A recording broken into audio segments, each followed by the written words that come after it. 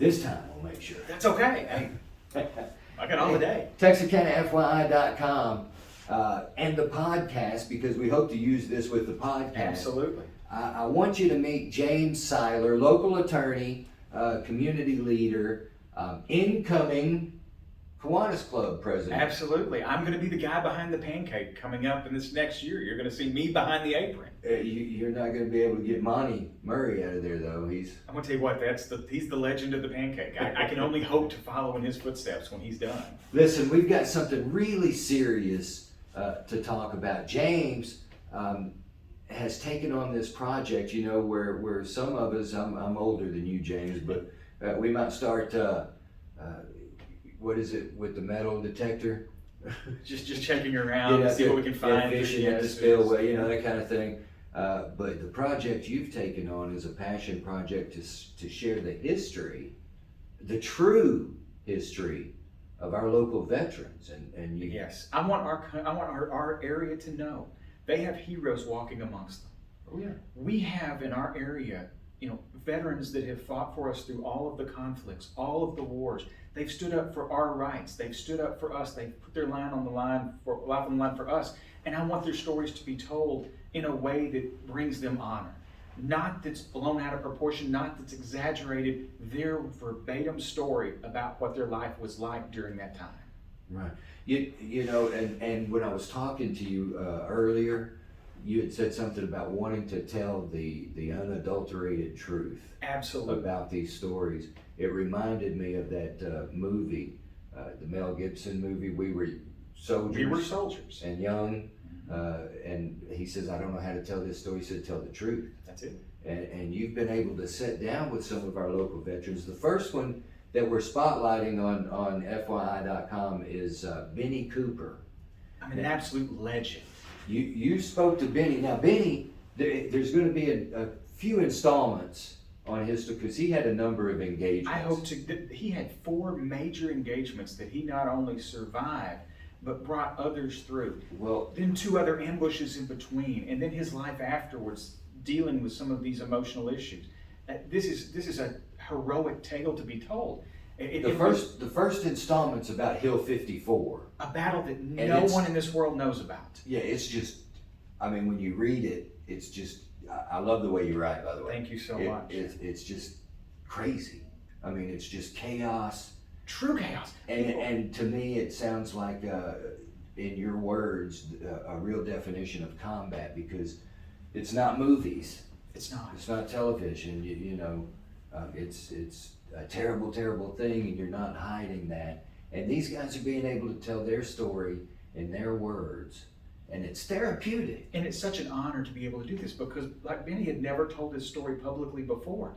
For them to trust me enough with their story, I owe every duty I have to them to tell it correctly. Mm-hmm. Because like you said, it's therapeutic to them. I want, at the end of the day, for them to be able to lay their head on their pillow and have a little bit of that burden lifted. Share with the rest of our nation the ability for us to carry some of their burden for them. You know, and that's something else that I think we're going to get from this series, is that it's therapy. First off, thanks to Warhorse Legacy Foundation. That's one of my sponsors. Absolutely.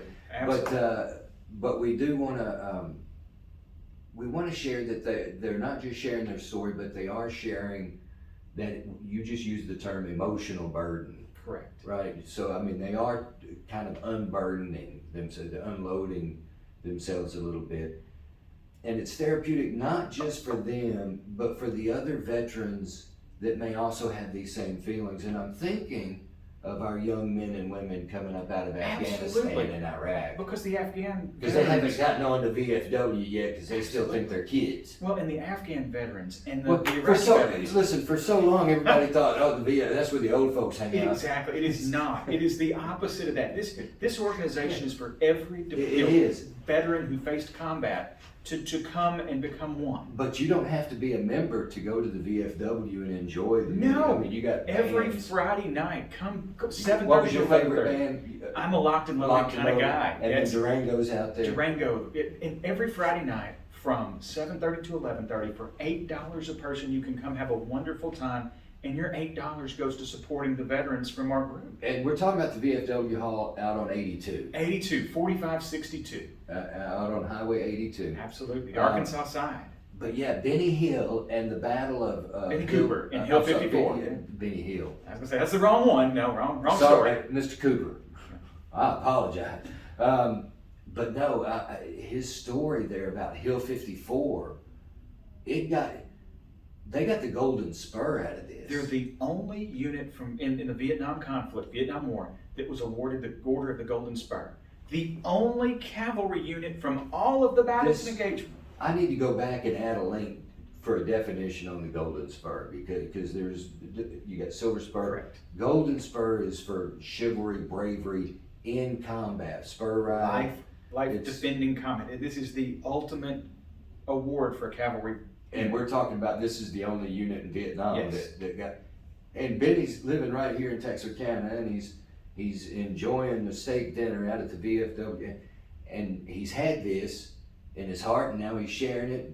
James putting it out in print, and we're sharing on FYI, and hopefully some more are gonna. I know others have shared their stories. We've had multiple. Robert Kolocek. He was Robert Kolocek. It's a Polish Kolocek.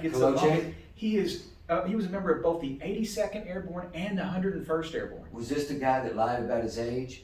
No, he just flat out said I'm underage, and they took him. Oh. He didn't have to lie. He just owned it. But he was a member of these two airborne units, historical in nature. He saved an entire plane load full of soldiers. I actually found the article. He wouldn't tell me. He just kept dropping these things. But he was such a humble man. That's the one the thing about our older veterans. Everyone is so humble. But and again, I got to touch when we were visiting earlier. The training that our younger warriors go through, the training, the combat training that they go through is so much more in-depth, ingrained. It's become a science after so many years of warfare that it's hard to deprogram these guys. And ladies, we want them to understand that folks at the VFW understand these stories. They're sharing their stories so you can come share your stories with them.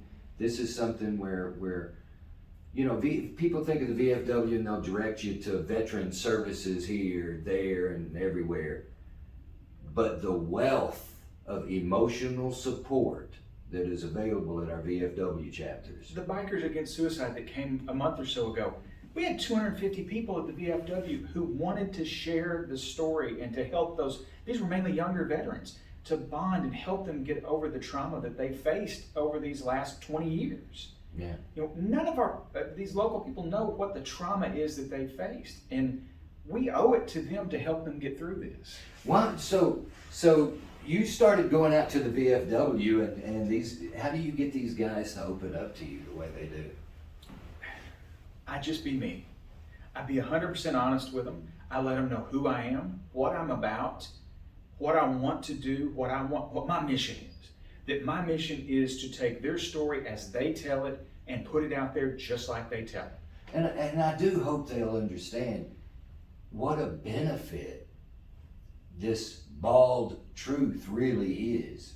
I mean, it really is. They're telling their story in their words exactly like it happened, and somebody that may have had a similar experience in Jalalabad or in Afghanistan, You can't tell me that there wasn't a Hill 54 in Afghanistan. That there wasn't a Hill 54 in it's not that Iraq. we're trying to we are not There is no glamorizing glamour to combat. any of this. There's no glamour to violence in combat whatsoever. But there's heroics in these men and women sharing their stories for the benefit of other veterans. Well, not just other veterans, And all of us. Teenagers need to learn that they've got heroes right here at their footsteps. Did I tell you about my little nephews? No, you did not. Man, they come to me, they're like, Uncle Jeff, what do we do? I say, Air Force or Navy. That's where the tech jobs are. The Air Force, Navy, that's where you want to go. And they all join the Marines. See, I joined the Air Force. I went that way because I'm lazy and fat. So that was perfect for me. Not a lot of call for infantry out here in the private sector, But this is a great mentorship opportunity for everyone. Right, and that's what I wanted to say. These guys can get out here and talk to some of these guys. Let this history stay alive so that you can, I mean, I'm sorry, but the world the way it is, I'm afraid that there's going to be even worse stories Exactly. in the future, and this is such a great emotional spot. I want to do away with that stigma of the badass. Well, and none of them got thanked when they came home. They were taught to hide all of this. Right. Because they were called baby killers. They were called just these horrible things. We've got to show these people the thanks and the gratitude that they sorely deserve. Oh, yeah. When you see these people out and they're wearing their Vietnam veteran hats, shake their hand and thank them for their service. I'm proud of every one of them. Just tell them thank you. You know, you don't have to ask them about their story. Just let them know that you're thankful for what they did for our country and for us. Well, I want to thank you, James, for taking on this project, for sharing this project with us. It's fascinating. I know that it's going to benefit a lot of people. I hope it will. But more than anything, I really see the benefit that's going to come to these younger veterans coming up out of Afghanistan and whatnot right now. And I want any of these veterans to know, I'm not going to glamorize your story. Mm-hmm. I'm going to tell it as you tell it. Mm-hmm. And if you want to talk to me, I'm open to listen. Yeah, but I'm never going to force anybody to tell me your story. And again, let me say this here at the get-go. Not every story has to be published. None of it. They do not. We appreciate these soldiers, these men and women that will allow us to publish it, but in no way are we going to take advantage. No, these are not for profit. No. Through the VFW Club, when we publish these through the VFW Club and link them through, there is no money to be made off of this. This is not for my attention. I never sign my articles. I want this to be a benefit to our other veterans. I want to see membership at VFW absolutely start to grow as our older generations, or I hate to say it, but they're dying off. We need to support the Vietnam veterans the way that we supported the World War II veterans during that period of time. Now, me personally, and I have no say-so whatsoever in it, but it would be beautiful to see the VVA, Vietnam Veterans of America, and VFW kind of come together and get all of that out of the way and over with and done. Because between the two organizations, there's so many different veteran services that each are able to offer. Well, together, it's just doubled up. VFW now is the VVA. I mean, the VFW group is really, the same. Really I mean, it's the same group. Most of the members are Vietnam veterans now. And that's who we've got to support. That's the whole purpose, is supporting those who have been that way before us. Well, James, I know you're a busy man. It's my honor to be here. Thank you so much, sir. Thank you, James, and we appreciate this is a true service. Thank you, that you're doing.